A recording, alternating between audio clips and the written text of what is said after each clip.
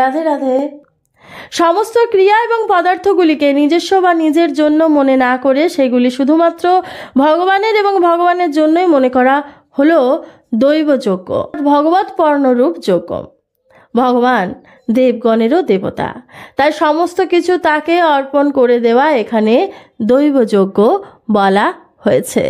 কোনো ক্রিয়া এবং পদার্থ বিন্দুমাত্র আসক্তি, মমত্ববোধ এবং কামনা না রেখে সেগুলি সর্বতোভাবে ভগবানের বলে মনে করায় দৈবযজ্ঞের সঠিক অনুষ্ঠান। চেতনের সঙ্গে জড়ের তাদাত্ম্য হওয়াতে তাকে জীবাত্মা বলা হয়।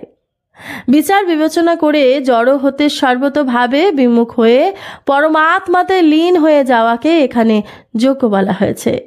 লীন হওয়ার তাৎপর্য হল পরমাত্মা তত্ত্ব হতে নিজের স্বতন্ত্র অস্তিত্বের কোনো পার্থক্য না রাখা।